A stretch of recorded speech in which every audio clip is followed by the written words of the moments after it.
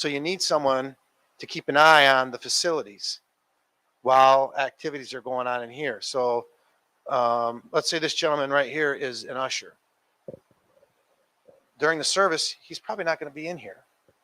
You know, he's going to be back there, and that might be one of the places that he stands, but that's not the only place he's going to stand. Preferably, you have a couple of ushers that are charged with this duty, and then part of walking and running will be training the ushers on what to look for and how to be most effective. And I have all that information already. It's all out there. We just go and get it and make it our own.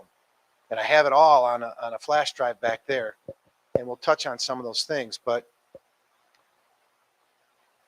so, for instance, the ushers during services or other activities, they'll be watching the door. Occasionally, you might get somebody who's not a regular attendee, you know. And I'm not saying that you have to look at that person, you know, suspiciously, but someone's got to keep an eye on them because you don't know what they're here for necessarily. You hope that they're here to worship, you know, and they don't have any ill will in their heart. But unfortunately, due to the state of our world, it's one thing you have to consider. So if you get people that come into the church that you're not necessarily familiar with, one of the ushers, after being trained, you know, maybe somebody greets them politely. How do you do, sir? Thank you for showing up today. Is there anything I can do for you? Because at most stores, most of us have second jobs and we work at various stores, but one of them is the Apple store up at Eastwood. And we do security there from time to time. And Apple, as a company, has a process that really defines why someone is in the store. They greet them immediately. They walk in the door and they're greeted. If you've ever been up there, you see how it works. And the only time we've ever had trouble with anybody are the people who avoid the greeter. They don't want to greet somebody because they already have, they're not there to buy anything. So if you greet, this is just one thing that we're going to use, you know, to get from crawling to walking to running. So an usher would greet someone they don't know. I mean, you greet pretty much everybody that comes in anyway with a good morning or something. So that would be one tip. If someone shows up at the church and they're not interested in meeting anybody, that's a flag. That's a big flag. You know, doesn't mean that you have to throw them out or whatever, but it means, hey, maybe something else is going on here. That's just one thing. And then there are other things that we can touch on, but I have all kinds of information on this flash drive that eventually we'll get to, and maybe this will be a regular thing for us monthly or whatever, and the audience grows because everybody in the church should have at least some knowledge about this topic. Another aspect to having a safer house of worship is, and you don't like to think of it like this, but if a door can be locked, it should be locked. Okay. I worked at a college after I retired from the City of Flint Police Department. I worked there 23 years. I'm born and raised in Flint. Long story, I ended up here. But at the college, we had an extensive surveillance system, cameras, alarms on doors, everything. But their multi-million-dollar alarm systems are foiled by a rock. If you prop a door open, you defeat the whole purpose of your security plan. So if you have doors that are supposed to be locked, don't prop them. And if for whatever reason you have to prop them, make sure you shut them. I'll tell you, don't prop them. Have somebody stand there and hold the door for you and then come back in together. So that somebody can't walk in at some other door. The other thing the ushers will do is, you know, watch the parking lots and things like that. So that kind of leads me to the next topic, and we have a video, and if you haven't seen it, it's called Run, Hide, Fight. It was produced by the city of Houston, Texas, and the FBI, and we used it at the college. Maybe you've heard of Alice. They use it at schools. Run, Hide, Fight is like a boiled down version of everything. I like to keep things super simple. So Run, Hide, Fight is just that. Run, hide, fight. If, God forbid, somebody comes in here and they're intent on hurting people, the only thing you have to remember is run, hide, fight. And that applies to wherever you are, whether you're at work, whether you're at church, whether you're at the beauty parlor, wherever. Run, hide, fight. And so there's certain things associated with each one of those steps. And I'll show you the video, but I want to explain it. Run means if someone comes in here and they're hurting people and you can run, you need to run. And the video will tell you, don't let someone else slow you down. Please come with me. If they want to argue about it, then you got to go. I mean, it's just an unfortunate reality. Come on, brother, let's go. No, I'm going to stay and help. Okay. You know, that's part of running. The other part, the biggest part of running is if you're not sure where the person is that's doing the harm, then you want to make sure you don't run into them. So if you guys are up here and somebody comes in that door, you could probably run out this way. You're not going to run that way because that's where they are. Now, if you don't know where this person is, then you got to hide. Okay. And it sounds like some of you may have heard of this before. And then there are tricks to hiding too. And a lot of them is typically what you think of in schools as lockdowns, right? You find some place, and it would be hard to hide. If you're all in this room, just think of this room. What can you do? More likely than not, if something bad were to happen in this room, you're going to have to fight. You know, you could run if you can and get out, especially if it's kids, tell them to get out. But there's going to be some of you that are going to have to jump on this guy, you know, whoever it is. And the reality of the situation, and if you've got some military experience, you'll understand this because it sounds really bad. But one or two people might die for the rest of us to live. But somebody's got to do something or else everybody's going to die. And nobody likes to think about those things. And so you got the run part, you got the hide part. Where are you going to hide in here? You could get down underneath these pews and hope it goes away. But somebody's going to have to do something. That's typically where the ushers are going to come in. You know, the rest, you know, you guys are like the policemen for the church. You know, you might have to sacrifice yourself, but you're going to save everybody else. You're going to save as many people as possible.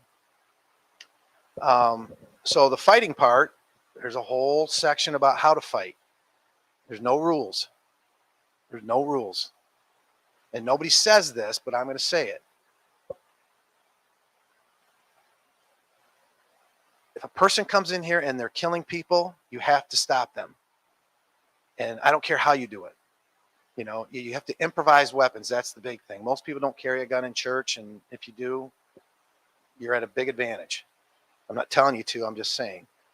But you have to look around this room before you get here and think about this. This has to be on your mind. How am I going to fight? Whether you're at work, whether you're here or whatever. So you look around the room, what could I use? I'll tell you one thing right now. Pick this up. Gotta go after them. You might get shot, but at least you try. So there are lots of weapons. Lots of weapons. Fire extinguishers, your handbag, you know, an umbrella if you have an umbrella, whatever you got. So that's what's involved in run, hide, fight. And I forgot the gentleman's name in the back. Brendan. Brendan or Brendan? Brendan. Brendan, can you show that run, hide, fight video, please? I don't know if you guys can see it. If you have to move to see it, please do. There's no blood and guts in it, but it's kind of scary. So. It may feel like just another day at the office, but occasionally, life feels more like an action movie than reality. The authorities are working hard to protect you and to protect our public spaces.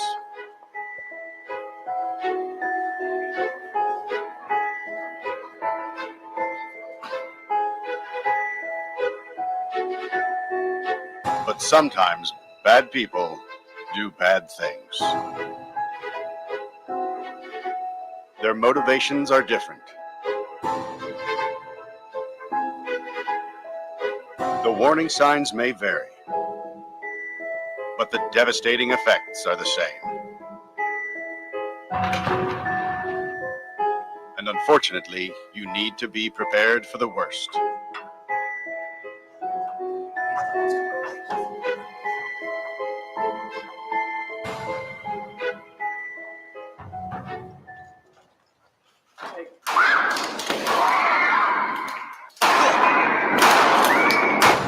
If you were ever to find yourself in the middle of an active shooter event, your survival may depend on whether or not you have a plan. The plan doesn't have to be complicated. There are 3 things you could do that make a difference.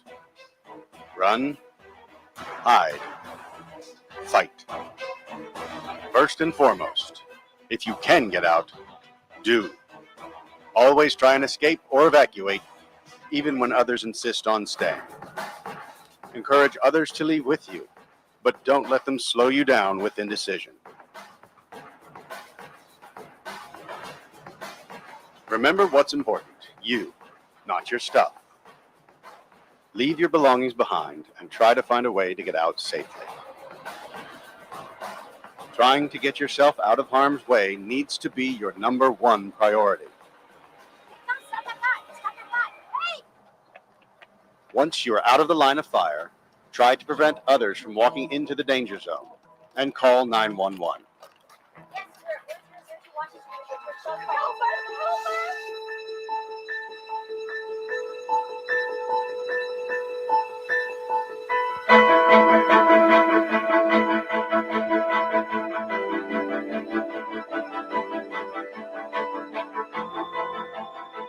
If you can't get out safely, you need to find a place to hide.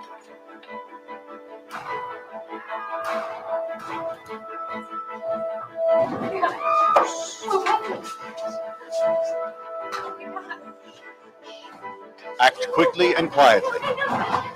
Try to secure your hiding place the best you can. Turn out lights, and if possible, remember to lock doors. Silence your ringer and vibration mode on your cell phone. And if you can't find a safe room or closet, try to conceal yourself behind large objects that may protect you. Do your best to remain quiet and calm.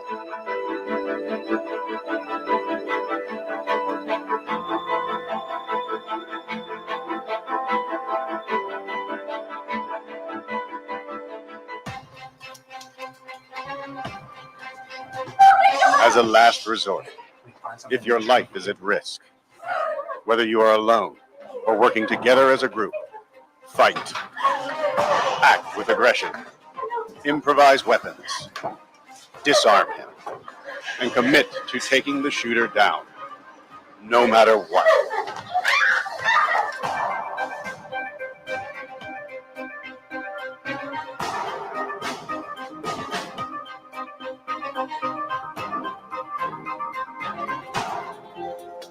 Try to be aware of your environment. Always have an exit plan. Know that in an incident like this, victims are generally chosen randomly. The event is unpredictable and may evolve quickly. The first responders on the scene are not there to evacuate or tend to the injured. They are well trained and are there to stop the shooter.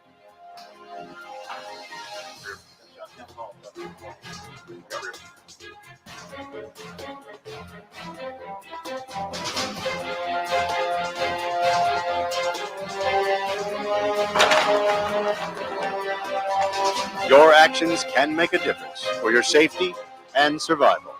Be aware and be prepared. And if you find yourself facing an active shooter, there are 3 key things you need to remember to survive. Run, hide, fight.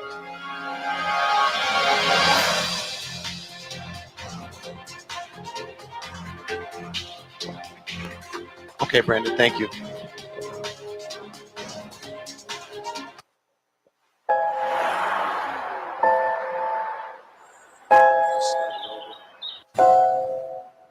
It may feel like just another day at the office, It started over, Brandon. but occasionally, life feels more like an action movie than reality.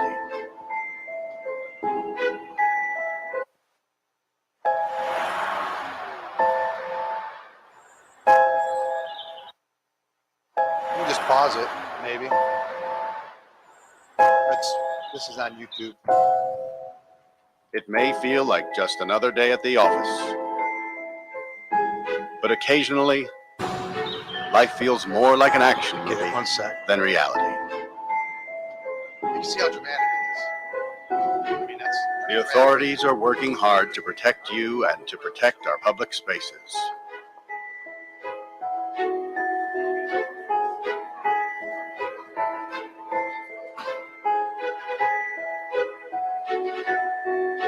But sometimes bad people do bad things. Their motivations are different. The warning signs may vary, but the devastating effects are the same. And unfortunately, you need to be prepared for the worst.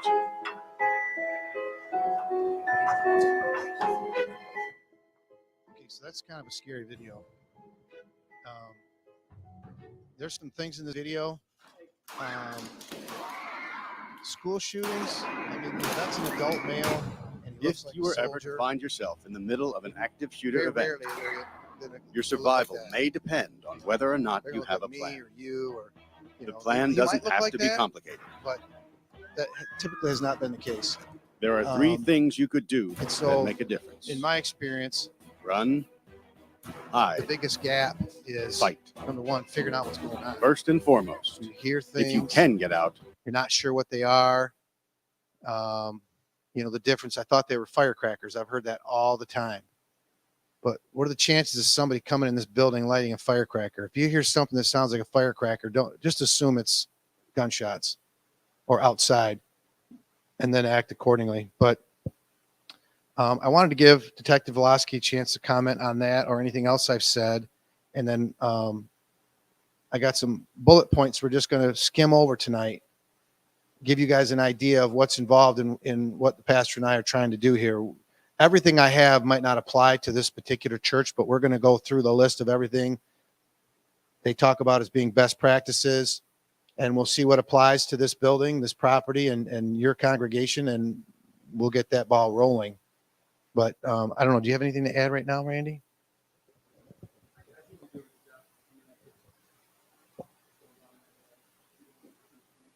Okay. Hey, Brandon, are you able to put up that list? You don't even have to do anything. Just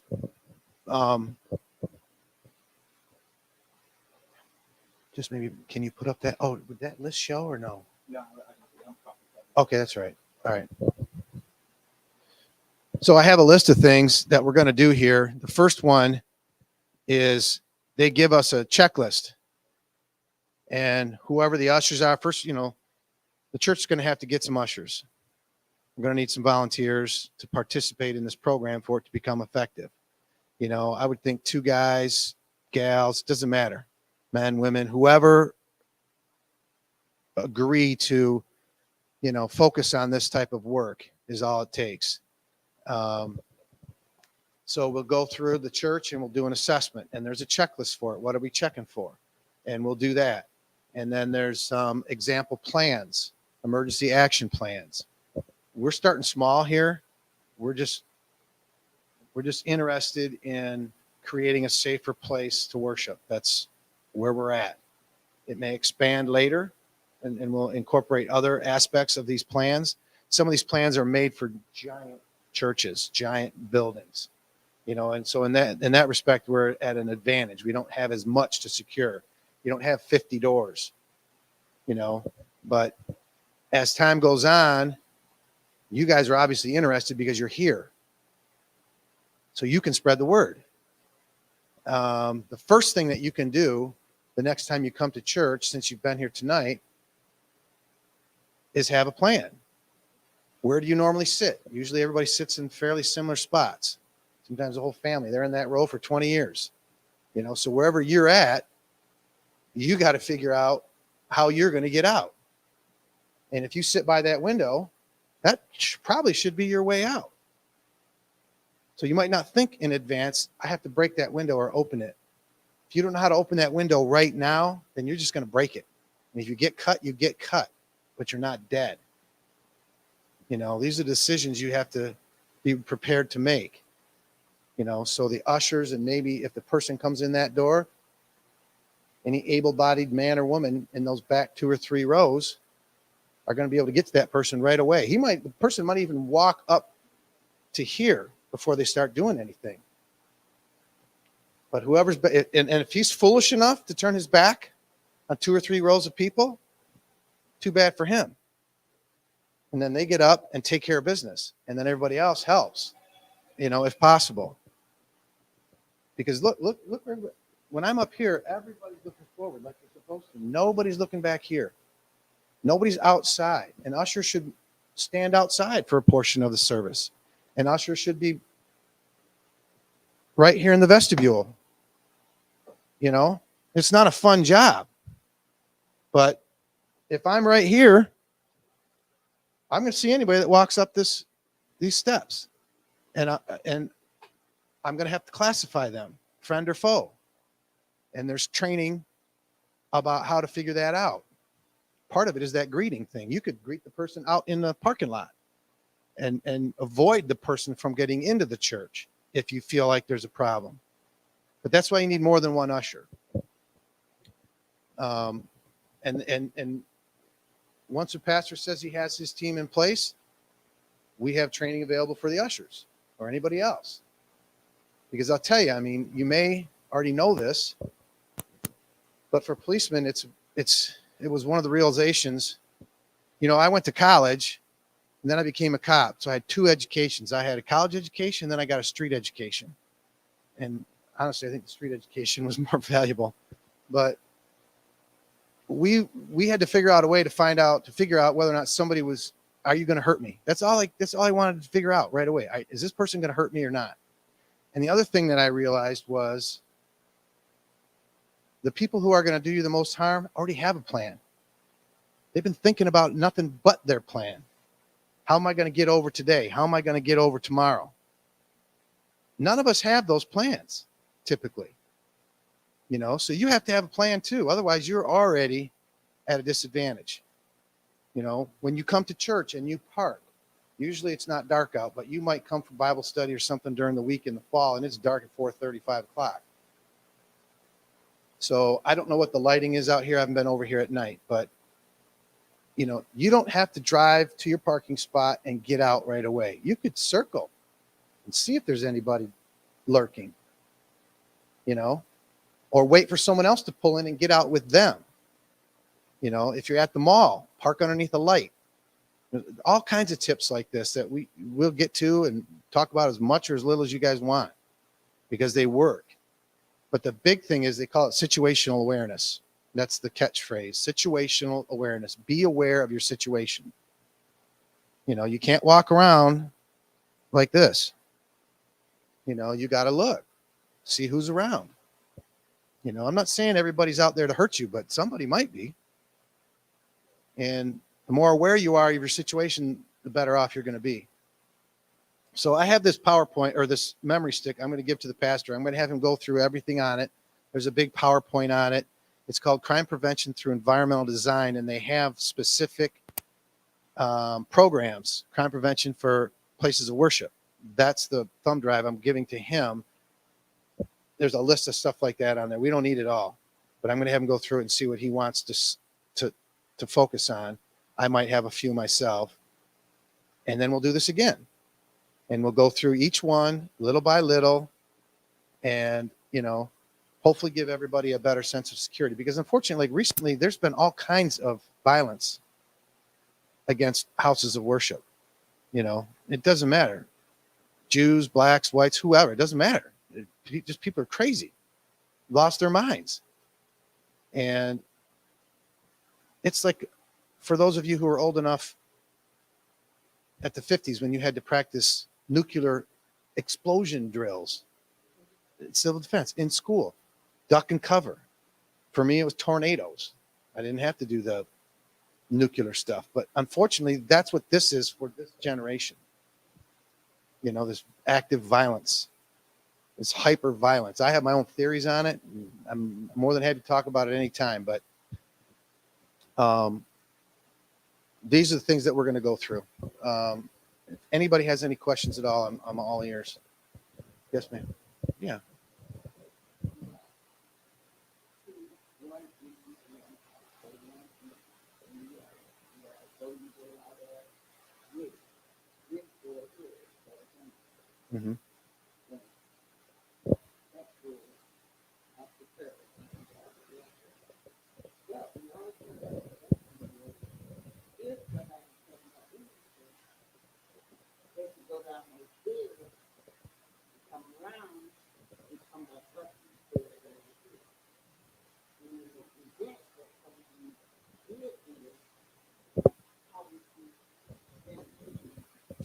Well, hopefully your usher would catch somebody trying to get down there, but let's say they didn't and they got down the basement and they came up this way, then you got to have a plan for being attacked from here or being attacked from there. If the person comes in here, it's going to be tough. It's a tough choice. The people up here are going to have to jump on them. Maybe even the pastor. He's probably the closest person to him. But I mean, that's a big part of this that people don't really necessarily like as much. Somebody has to do something. You can't just sit here and allow yourselves to be killed. So if they come in this door, who's ever sitting here is going to have to do something while the rest of you get out. And I don't know if that's something you guys want to talk about as an entire congregation on a Sunday, or you have a special meeting on a Tuesday night or something for those who are interested. I wouldn't involve young children, except maybe that's a conversation for their family at their house. However, those parents want to broach this topic with their children. But teenagers, I would include them. They're strong enough. It's unfortunate that they're young and they might be killed. But again, are 2 lives worth 30? Yes, of course they are. But nobody that's a horrible thing to have to think about. But that's what you have to think about. It's terrible. It gives me chills just talking about it. It really does. Yes, ma'am.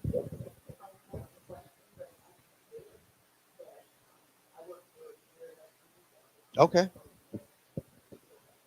I do not.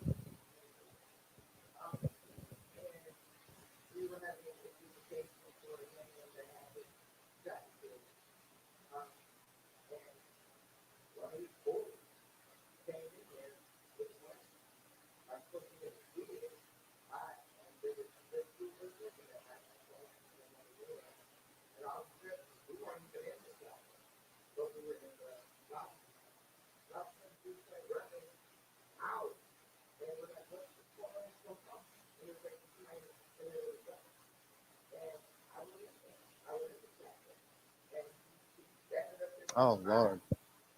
Waving a gun around?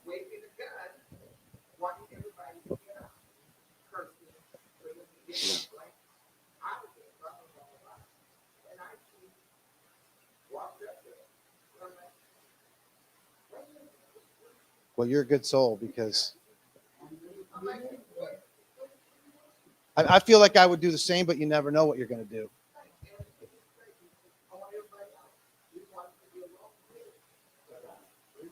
Mm-hmm.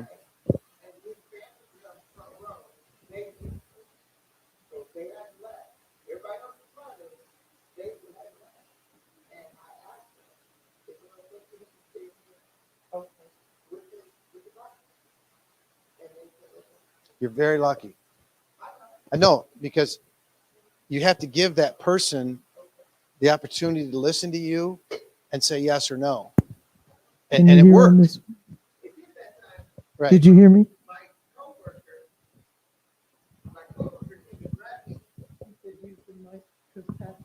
Oh, sorry. So my coworker, he come in there, he grabbed me and pulled me out, but I had already arranged that it was okay for him to stay. Right. And everybody left, and we went and locked ourselves in the office. The office is a Mm-hmm. key lock that you can't get in unless you know the code. And then we have a camera that we can watch. And I went in there and called 911. But by the time the cops got there, He was gone. he was gone. Well, you're lucky he didn't have murder on his mind, because you probably would have got killed. And I'm not saying what you did was wrong, because it worked out. I don't know why I did it, but Right. I did. Well, you want to think that he's going to be reasonable and say, "Hey, man, what is it you want? We'll get it for you." That kind of thing.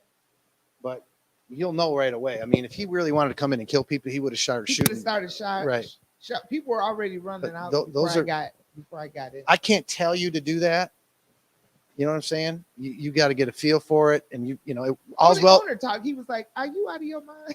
Right. He was like, "Why did you do that?" He All's said, well that ends well, but that's He's a like, unique "Get situation. out, Get out. But I'll- I did do that. I'll share a quick one. one of my partners back in Flint, his father's a pastor, Pastor Wheeler. He inherited the church. He's now the pastor there. They had a funeral for a gangster. One of the gangsters who was responsible for the death of this gangster showed up trying to be slick. The other gangsters already knew that he was involved. They shot and killed him in the church during the funeral. I mean, who does that? Who does that? His funeral the next day was police were there. Mm-hmm. Undercover police were there. Yep. They did come, and it was, I think it was the young, we've had a few, but I think it was the young man that broke in a house in Detroit, and it happened to be a cop's house. Okay. And he was shot and killed, but he was from Lansing. Okay. I think it was that one. We've had a few of them, but I think it was that one. And so his buddy was grieving and wanted to be alone. See, now let's say you have a gangster's funeral here. I hope Pastor West calls me first and says, hey, we're having a funeral for this gangster. Who knows what might happen? And then maybe we can do something, we will do something about it. Put some guys in the parking lot, or maybe have somebody sit in here, just, whatever we have to do. At my friend's church, there was over 200 people in the church at the time. The DuPont and Grace Lawn, if you're from Flint. They were jumping out the windows. We had to go round up people to interview, but they did what they were supposed to do. They got out. Unfortunately, they were only going to kill that kid, nobody else. We've had funerals with undercover cops. I don't know about here. Yeah. But at Tabernacle of David, I know we had one. That's a perfect example of having a plan. Never in my lifetime would I ever imagine, even with the gangsters, that they would kill somebody in a church. I mean, the mafia doesn't even do that, ever. I had a cousin's car get shot up. It was the church on Pennsylvania, and it was a funeral of, Mm-hmm. I don't know if the gangsters, whatever they are. Right. Right. And that was all of them. They're in that life, and that's part of that Right. life. And they came out, and they came out shooting at the church. Yeah. I know my cousin's car, her window got busted. we're focusing on these acts of violence against churches because they're churches. But that's a very real concern too. So wherever you worship, if it's here or at another church, if you're going to have a funeral or a visitation for a gangster, gangbanger, however you want to describe that person's lifestyle, you have to be prepared. You have to expect that kind of activity, and get ready for it, whether it's undercover officers or, if we can't, we're a small department, but if we can't do it, we'll get somebody. A little bit of overtime is worth somebody's life for sure, in my view. And I'm the boss. I'm telling you, we'll have somebody here. So, And you guys are good. I'll say well, that. we try. You're good, because I have we got codes all over that building. I have come out of the building and set the alarm and didn't mean to. And before I could get to my car, almost to leave, you guys were there. Let me You were there. stress one thing: we're Lansing Township, not the city of Lansing. I'm just saying police in general. Well, I appreciate that. Thank you. In general. But like 80% of our phone calls at the office are for the city of Lansing, because when you Google Lansing Police Department, Lansing Township Police Department's phone number comes up first. So just make sure you're calling the right number. I didn't call. Okay. Well, you guys just call 911. Yeah. Anything else you want to touch on? I'd like to a little bit. You got to prompt me. I'm old. I'm going to turn it over to Randy. He's going to touch on a few more things. You can give them some of your experience. I think you said my name at the beginning. I'm Randy Voloski, detective here at Lansing Township, and 18 years on the job. And praise the Lord. I like hearing that. So I would rather talk to people in this type of group that have some faith probably than anybody.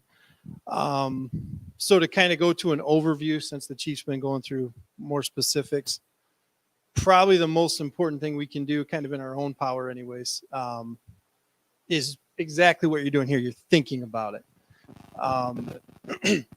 The opening of that video, when like the shooting started, you see, go where you buzz. All right. just kind of a general thought on like predators and victims. Predators, if you know, like watch nature videos, they're going to look for the weakest possible victim, somebody that's not going to resist. And with human predators, that's usually going to be somebody that doesn't have a plan and they kind of freeze and they don't offer that resistance. So to kind of give a general view of everything we're talking about, that's it. That just kind of the most important thing you can do if you don't remember every point that's talked about or mentioned is just having that idea in your mind, like we talked about somebody coming in here. If 3 people sitting here aren't armed, but they also just kind of have a mindset, hey, if somebody comes through there with a weapon, we're all going to tackle them. They may save everybody else in the building. So that's just kind of that general thought. And I think since we're here, we could like maybe talk about Bible a little bit. And as maybe you guys are presenting this to other people, sometimes we think of ourselves, we're, you know, followers of Christ, we're people of peace, turn the other cheek. We think of things like that. So redirect them a little bit. We've been sent out as sheep among wolves, and we're to be wise as serpents, harmless as doves. That sense of innocence.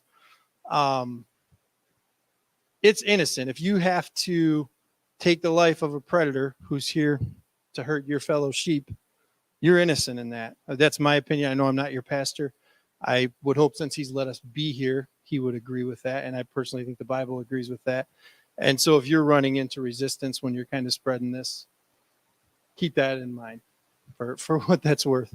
And as you move forward with it. So on that subject, probably with everything we've talked about, the thing that I would want to remind you of and remind other people you're talking to is total commitment. It was just a brief point. When you get to the fight, it's that, okay, we have to fight. We have no other choice, nowhere to run. Our hiding place isn't safe. And if you're in an auditorium and somebody's gotten in here, you're probably going to end up at the fight because the people in the middle are probably going to have a hard time with running or hiding.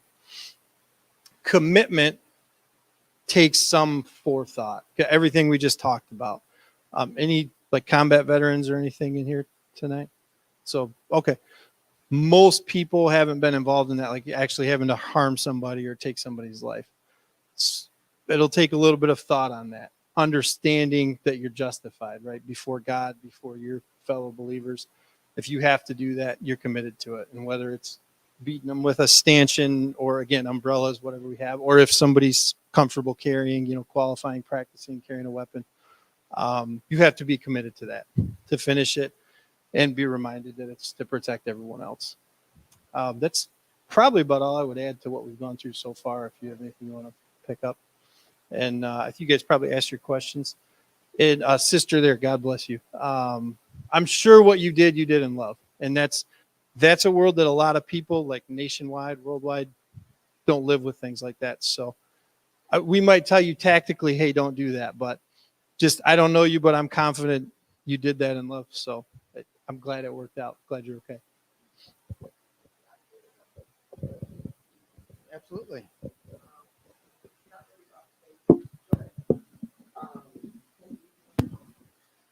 I also, I don't want to say in charge, but I'm part of the Eastside Community Action Center as well. Okay. And so this is a note from somebody that disturbed me. And I thought, why would a parent have a problem with this? I don't understand it. They are now doing the summer camp over there. And I want to read what this parent's comment was about what happened there. She said, I sent my son to your kids' summer day camp on Tuesday. The theme for the week on the flyer says Inventors Worship. But when I showed up early to pick up my son from camp, there were several police officers there talking to the kids. What does police presence have to do with the theme Inventors Worship? Nothing at all. Nowhere on the flyer is there anything mentioned about your summer camp having police there to talk with the kids. When I dropped my kid off, there was no mention of it either. I had hoped that your camp would be a safe space for my son. I don't know why cops wouldn't be a safe space. but would be a safe space for my son's summer camp. This is supposed to be about innocent fun and bonding with other kids, not having talks with police officers. The needlessness of our community. I am very disturbed that this was not mentioned to me at all, nor was it posted anywhere on the flyer. It feels like false advertisement and is distasteful and triggering to have cops at the summer camp. I will be letting everyone know that kids, I will be letting everyone I know not, I'll be letting everyone I know, hold on, let me figure this out. Everybody I know. Yeah, I lost my spot. Triggering to the, I will be letting everyone I know that has kids to not send them to your camp. This is very disappointing. If you wanted to instill trust, your organization would have been upfront about that. That comes off to me as being very shady, and I want other parents to be fully aware of that sneakiness, tactfulness by letting the Lansing Police Department. I couldn't believe that. And I know the organization, there's a house, there's a police house over there, safe house. And they were just welcome to come to the camp at any time. It wasn't necessarily something scheduled. And I couldn't believe that this parent has that attitude, that she was so upset that police were at the camp talking to the kids. And I'm sure their talk was about safety.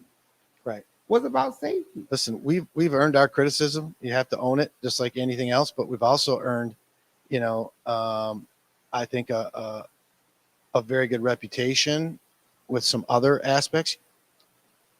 When Randy and I see things on TV, when all my guys see things that we're like, oh my God, I'm kidding. Wow. Every time one of these horrible things happens on TV or in the world somewhere and we see it, it's upsetting to the majority of policemen who are out there trying to do the right thing every day, because it just set us all back. Obviously, she's got some kind of beef with the police. Something happened, and she's not happy about it. We're criticized for not being members of the community, yet here we are tonight, and here those officers were that day trying to let these children know, because that's where you got to start, that we're nobody to be afraid of,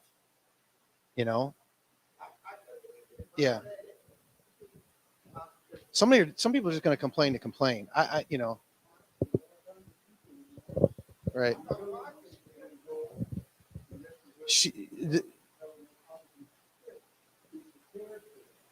Right. And I'm sure that I haven't talked to the active directors, but I'm sure that what they were there for is because I know that we have an open door policy with that department, with that policy. Yeah. And that's what I know former Chief Green, who's moving on now, greener pastures, and I know Chief Sosby, and I know both of them are fully committed to getting out into the community and changing this perception that is, in my view, media fueled. I don't think it's accurate completely. Yes, there are some bad apples out there, and we need to get rid of them. And I'll tell you that unequivocally, no problem. Lots of guys out there should not be policemen. Lots of doctors out there shouldn't be doctors. On and on and on. But I'm not going to cover up for them. I mean, that's what I learned on the street. All these things. You want to do what you're going to do? I'm not a part of it.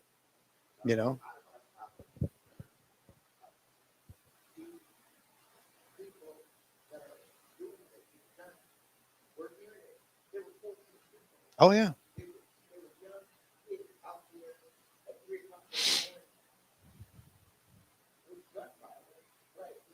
This is a whole nother topic for conversation, and I'm more than willing to have that conversation. I know Randy does. Randy's much more faith-based than I am. I grew up in the church and I'm a Christian. I don't go to church enough, but I still believe in heaven and hell, and I know the devil is alive and well. I'm telling you that. You don't believe me? Let's get in the car and I'll go show him to you. I'm not kidding. and Randy's even further down the road than I am, which is part of the reason I asked him to be here tonight too. But there's all kinds of things going on in this country that our society that are not right. They're just not right. They weren't around when we were kids, and we're fine. And I don't want to be one of those, whatever. But and I'll tell you, violent video games, violent movies, all this hypersexual stuff. Why is it a surprise these kids are behaving the way they behave? So you raise a child as if they're an animal, and then you want to act surprised when they grow up and act like an animal. It's So not. it's not always adults coming through the door. It could be a kid coming. Oh, through sure. the door. Right. That's Sure. why I brought that up. I mean, it could be a kid coming. You may have seen some of the comments I made early on, like last year or whatever. You know, I've been in so many houses where children are neglected. So poor, and this is not a racial thing. This is just a human thing. This child is not getting love, attention, affection, getting nothing that we had. Some of us had more of it than others, but we all probably had some of it, whether you got whooped or not, But with here's the example I always use. And I'm telling you, I could talk about this all night, but I'm not gonna. When my mother said, "Wait till your father gets home," oh my God, trouble was coming. Now just imagine if you can't say, "Wait till your father gets home," and your mother's never home either. Who's to stop you from doing anything? That's what I'm talking about. These kids, they're running wild on the street. And their influences are not the influences we probably expect children to have. They're not getting it. They're not being brought up in a church, anywhere. There's no discipline in the home. But on top of it all, they're not being loved.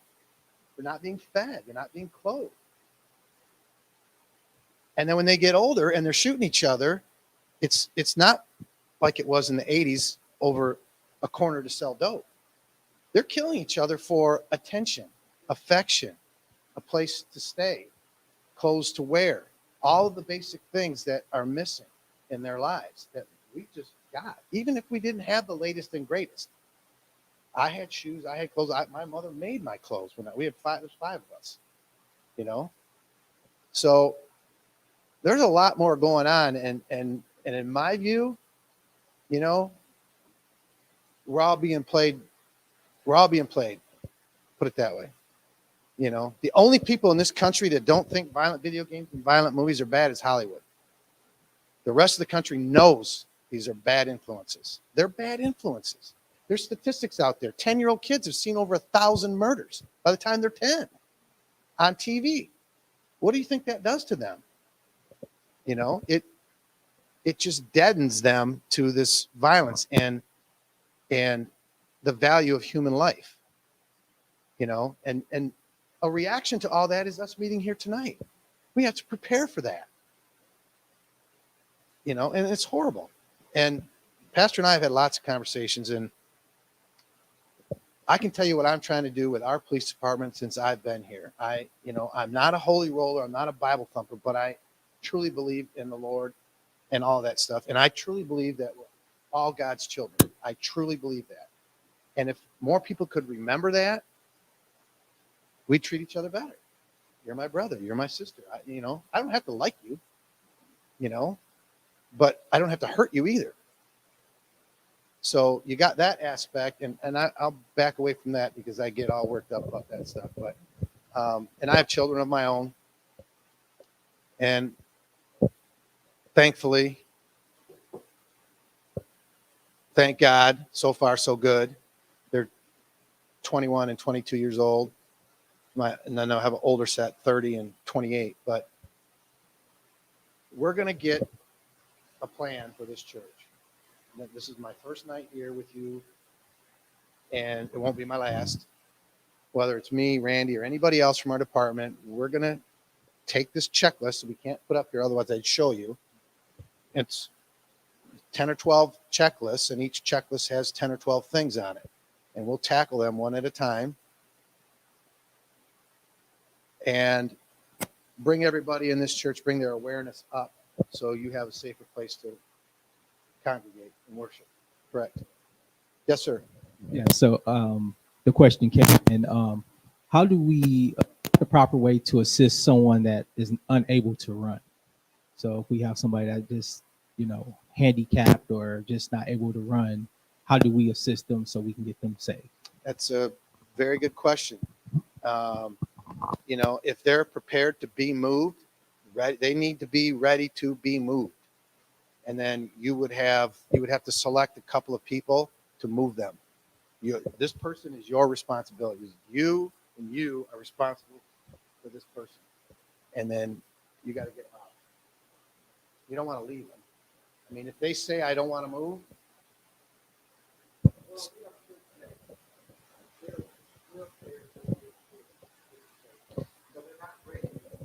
the other thing you could do is put immobile people closer to an exit, whether it's in the back or it's up here.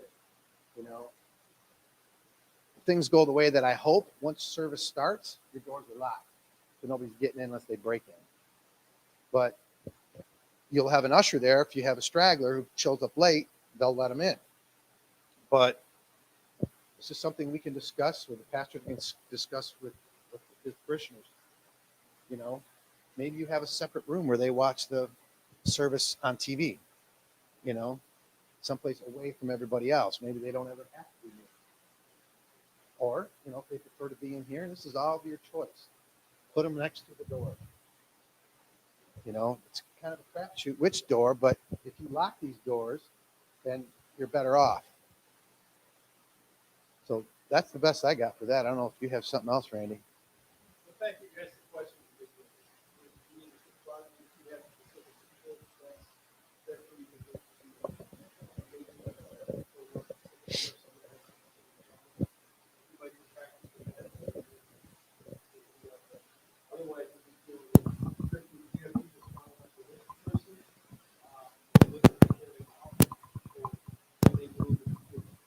And trust me, if you hurt them, dragging them out of here, better than them being dead. You know what I'm saying? So if you got to grab them by the arms and drag them out of here, then that's what you got to do. But again, you're already thinking about it. Someone is.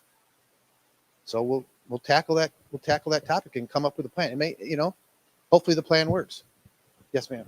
I'm legally blind, so I'm just wondering what I would be ready to go.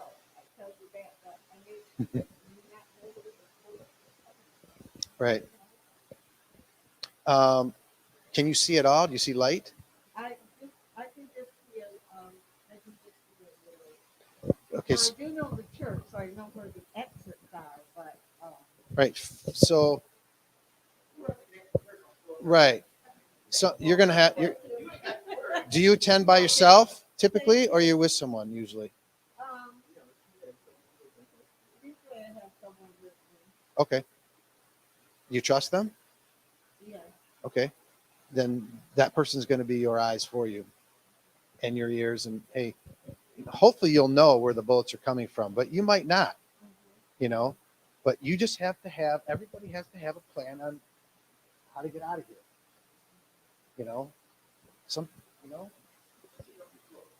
Right. Well, maybe, Thank you. Th- I know everybody's got my back, right. because I do worry about that, and I don't like going places by myself because Right. I can't see anything. There's two people around me and all that. So usually I will not go any place unless someone lives with a family member or friend. Usually I do that somewhere. Then that someone, you're going to have this conversation with them, or bring them here and we'll have a conversation with them for you. Oh,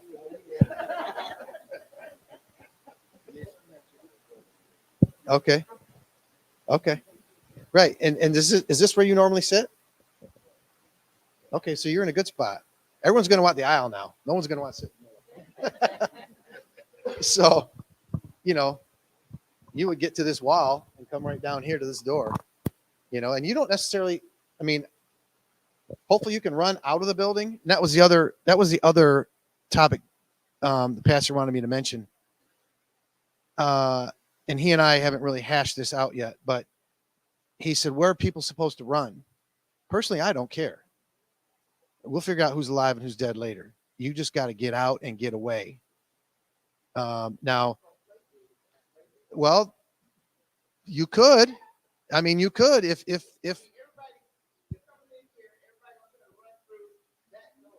well, half of you back here is going to have to jump on them, so you won't be coming up. The here. one thing that I do know is that when we've been having Bible study, everybody's been coming in that door since the pandemic. Mhm. Normally, they're supposed to be coming in this door back here. But because we were doing temperature checks and things like that, they were coming in the side door. Pastor has been locking that door during Bible study. So both doors are normally locked. Good. When we're in here on Tuesday nights. So the one thing that I would stress is that he will probably start locking one or the other of the doors. And if somebody comes late, then they won't be able to get in that side door over there. They'll only be able to come through the back door. Well, hopefully everything's locked and you have someone that's watching the doors. With these doors locked, and I've already looked at them, everybody can get out. You have the push bar, so you can get out. But if maybe it'll be an improvement and everybody be on time. Because if they're because it's like my church, our priest locks the doors and you probably aren't getting in after he starts unless somebody's walking out to use the bathroom or something and lets you in. But they're going to have to know that to get here on time or the door will be locked, and he can make that announcement because I mean, ultimately it's for your safety.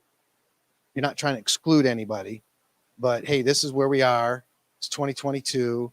And unfortunately, this is a consideration we have to have. And I'm not trying to scare anybody, but you just, if we don't do anything else other than what we've done tonight, we're already ahead of the game because so many people have never even thought about this stuff.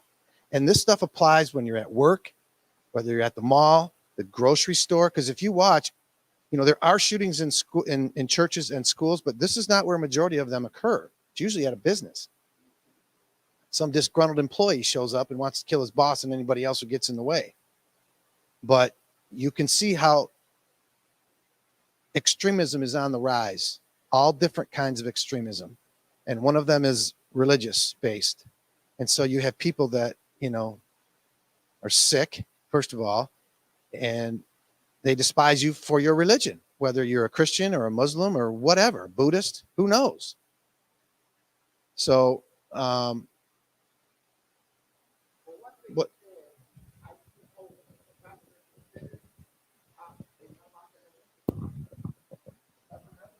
Because I said over there. You So could have, rather than me having to try to get from here to over there, what you said was a good thing. If Right. that window was unlocked, if I see the person going that way because the traffic's gonna be going that way and they're following that way, if I've already dropped down, the window would be great. that's something you guys can decide. If you want to have the windows That's closed what but unlocked during the service, fine. Someone's just got to remember to lock them. So you could put an usher on that, or well, the window job could be for somebody who's less capable, because anybody can unlock a window, but you don't want somebody who's frail, so to speak, or not as capable responsible for jumping on the bad guy. You want people who are, well, you can go out the window, I mean, that's the closest exit for me. if you're sitting there, absolutely.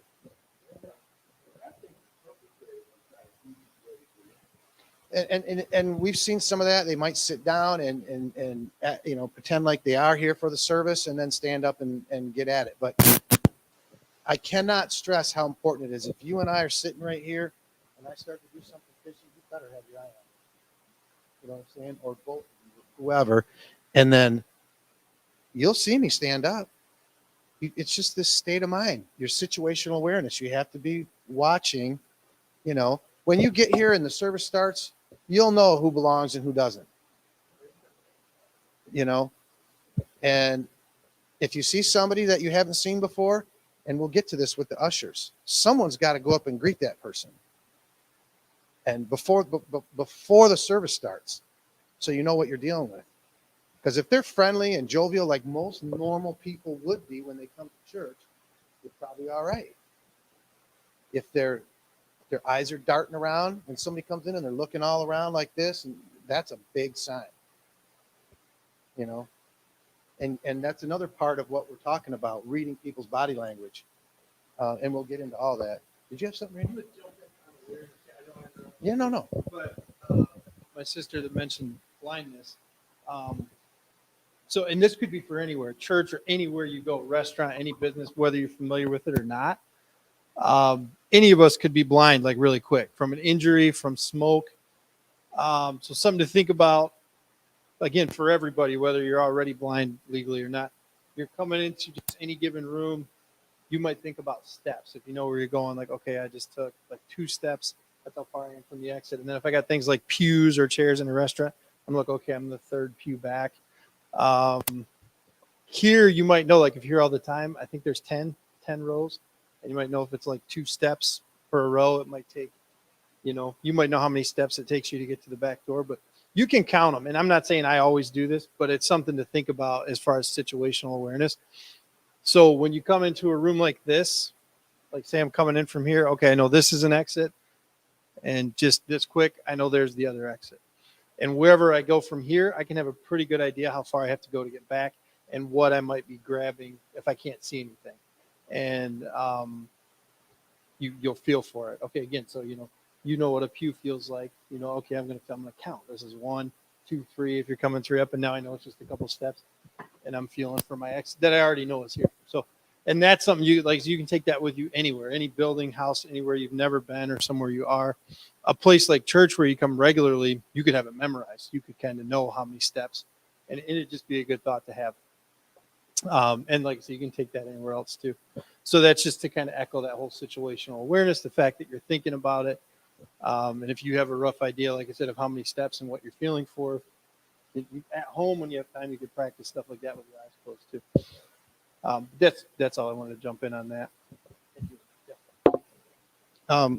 Yes, sir.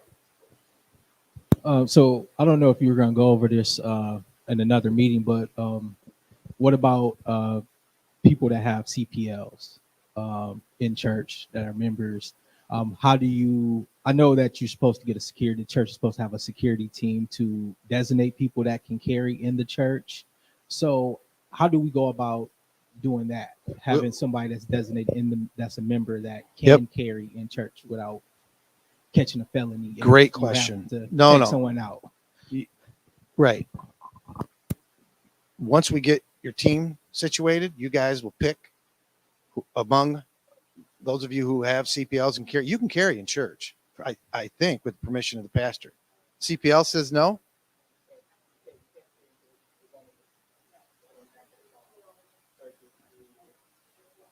Isn't there? Yep.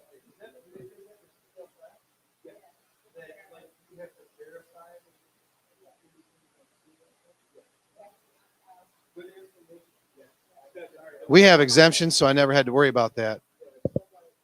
CPL and you shoot someone in church and you're not designated to carry in that church, you will get a felony, regardless of the danger. I mean, I don't think it would go that far, but right, you're supposed to have designated people. No, we'll do it the right way, and we'll get that team designated, and you guys can pick who you want among those of you who have a CPL. Like if you go to the party store, the owner can have a gun in there for the employees.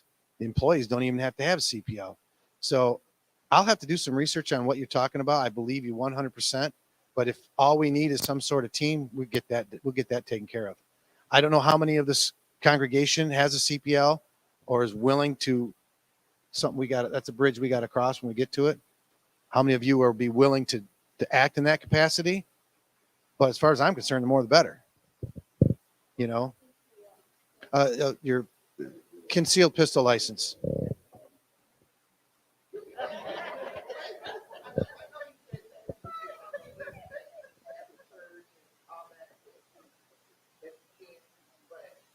You can if it's been designated. Yeah. Because my cousin is a retired detective. He went through police officer, all that. when I travel with him, we always have to get pulled aside because he's on the list, and they have to know does he have his gun with him or not. But as long as he goes to them and Right. makes the arrangement, I got my gun with me on this trip. It's okay. Yeah, yeah. So You know, but I'm saying pastor can have a security team. Yep. And those people with CPL, That's- you're okay. Yep. So it's not like nobody can do it. They can. They just have to be yeah, that's what Brandon said exactly. right. So we'll do that. That's all they have. Do you guys know how many people in the church have a CPL? Roughly? Other than you two? Okay. Right. All right. Well, that's good. That gives you guys another option. So as I'm talking about people jumping on him, maybe if you have somebody in here with a pistol, you don't want to jump on him. You want the guy with the pistol to stand up and shoot him. And you don't want to shoot any parishioners. So, right. You know, these are horrible things to have to consider, but we're right. We're at an advantage if you have parishioners that have a CPL. That's even better.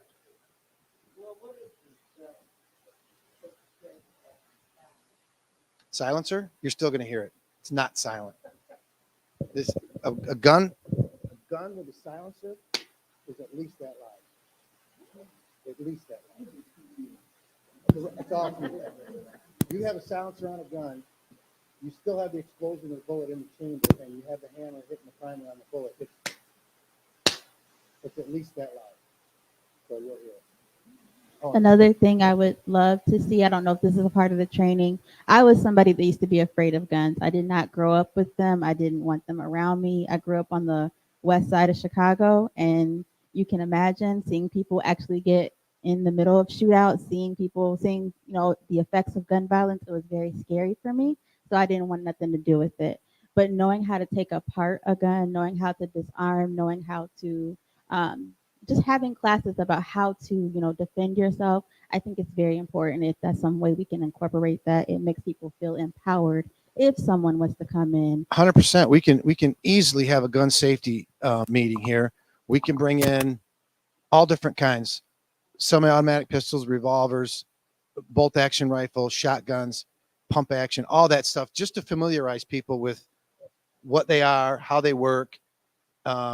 That was a big part. I didn't grow up with guns either. And I ended up being the best shot in my academy, probably because nobody taught me any bad habits. And it was a pretty big mountain for me to overcome. And for most people, when it comes to firearms, getting into it, the main thing you got to get over is the bang. That's what scares everybody. And because it's not like TV, it's loud. It's really loud. So I'm more than willing to come over here. We have several gun experts. I'm a firearms instructor. So is he. We have a few more in the department. We'll come out here. You can familiarize yourself with all the guns you want. I'm all for it, So great question. And now that I know, because I had kind of forgotten that somebody might have a CPL, it changes our plan. As long as you're here, as long as somebody's here. So you have to be committed, big commitment, come to church every week if you're on that team. And if you're not, we might have two teams. Then you can rotate. Yes, sir.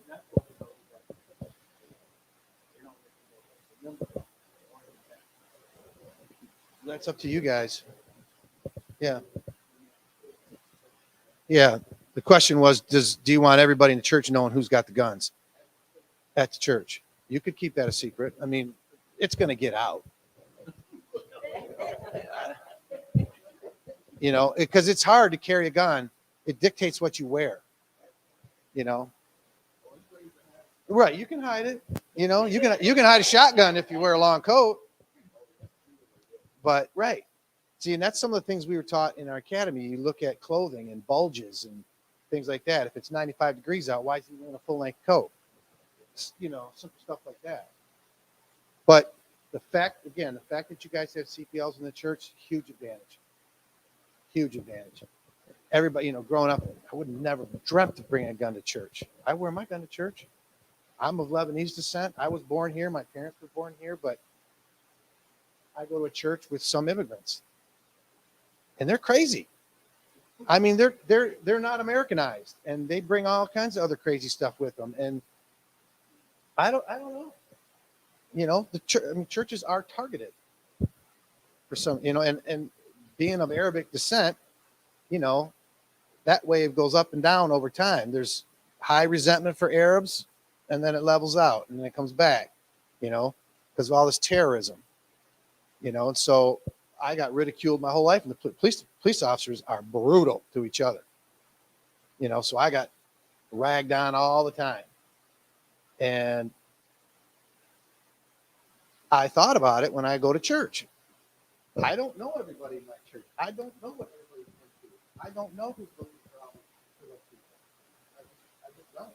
But I'm sitting with my family, and I'm going to take care of business if I have to. I mean, that's the decision you have to make. And again, we're way ahead of the ball. I want you guys to leave here feeling really good that we've talked about this. It's just the beginning. We'll get to where we need to get. There's programs on this thing I'm going to give to the pastor, what to look for in ushers. And then there's training programs for the ushers, you know, and then we'll incorporate people. You have a pistol and you want to be a part of this plan. You know, I can sit up here and say, you know, I don't think you're ever going to have any problems, but I can't guarantee you that. You know, so you got to be ready. There was a church in Texas. They had a security team, and I should have brought that. It probably is. Do you remember that one? Remember, man, those guys took care of business. Right? Tell them about that one.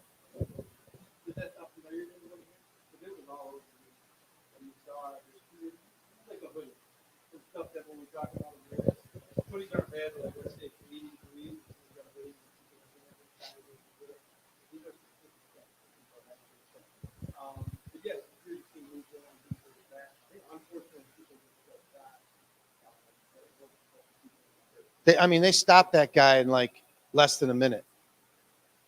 And that's something else I'll just touch on real quick. A minute is a long time. It's a long time, especially when something crazy's happening. So when I say, you know, that security team, they sprung into action, and they had trained, and they had people in the church with guns. And I think it was Texas, so that shouldn't surprise anybody. But no, they were, yeah, 50, 60, 65-year-old guys, you know, but they committed to their plan, which is what we're going to do here. But anyway, this is just the first step. I'm glad I got to come up and talk. Are there any other questions?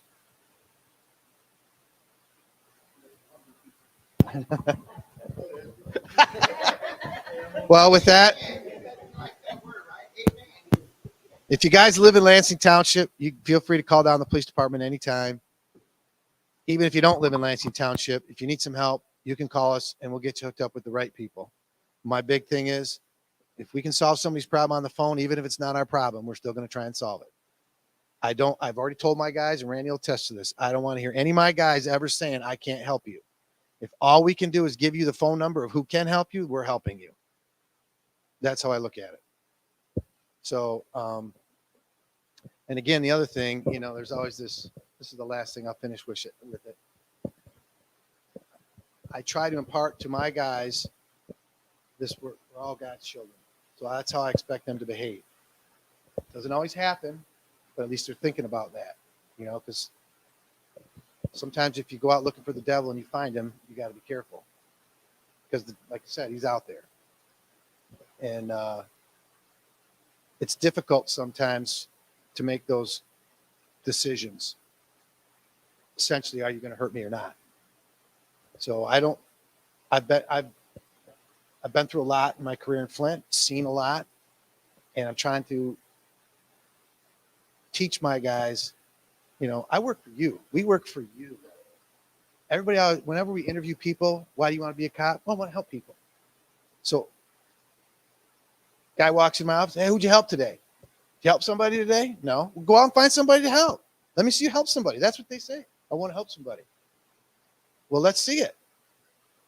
And if all it is giving somebody a phone number and making their day better, then we've helped somebody.